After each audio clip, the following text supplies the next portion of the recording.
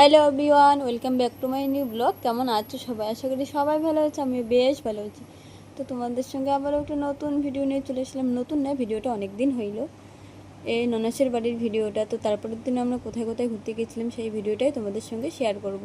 তো চলো আজকে শেয়ার করা যাক। অনেক দিন থেকে শেয়ার করতে চাই, সেরকম হয় না। তো দেখো, যেদিন দিদিদের বাড়ি গেছিলাম তার পরের দিন আমরা কিন্তু ঘুরতে গেছিলাম কোচবিহার এনএন পার্কে।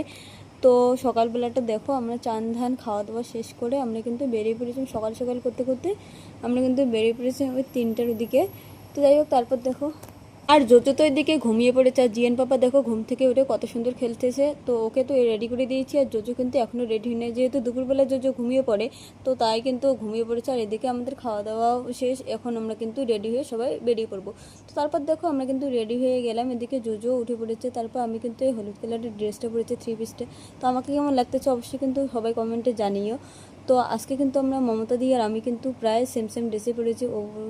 ও পরেছে হলো ইয়েলো কালার, আমিও ইয়েলো কালার। তো যাই হোক, তারপর কিন্তু এই রোদের মধ্যে আমরা কিন্তু বেরিয়ে পড়লাম ঘুরতে। প্রথমে কিন্তু আমাদের যাওয়ার কথা ছিল কোচবিহার রাজবাড়ি। তো তার কোচবিহার রাজবাড়ি যেহেতু অনেকবারই যাওয়া হয়েছে, তো দিদি বললো যে কোচবিহার রাজবাড়ি তো অনেকবারই গেছি, এনএন পার্কে যেহেতু আমি যাইনি। তো এখানে বাচ্চাদের অনেক খেলনা আছে। তো তারপর কিন্তু আর এনএন পার্কে গেলাম, কোচবিহার রাজবাড়ি কিন্তু আর যাইনি। তো ওখানে গিয়ে আমাদের সময় আমরা বাড়ি থেকে একটু দেরিতে বেরিয়েছিলাম। আর তারপর তো ওখানে বাচ্চাদের খেলনা দেখে বাচ্চারা আসবেই না। ওখানে অনেক বাচ্চারা, যেহেতু আমরা গেছিলাম হলো দিদি গেছিলো, দিদির যা গেছিলো, তারপর মমতা দি, আমি, তারপর দিদির একটা বান্ধবী ছিল, ও গেছিলো।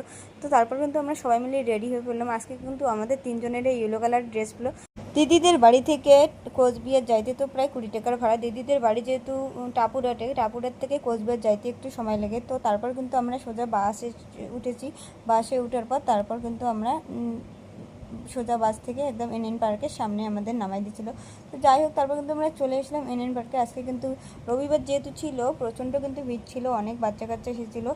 তো তারপর আমরা এদিকে এসে গেলাম। আর এদিকে জোজো কিন্তু প্রথমে ফ্রুটি নিয়ে নিল, ফ্রুটি মুখে দিয়ে। তারপর কিন্তু ও এখানে এসে তো খুবই খুশি, কোথায় উঠবে না, লাফালাফি দৌড়োদৌড়ি ছুটোছুটি শুরু করে দিয়েছে। তো যাই হোক, তারপর দেখো আমরা কিন্তু ঘোরা শুরু করে দিলাম। আর এদিকে দিদি বান্ধবীও কিন্তু চলে এসেছে।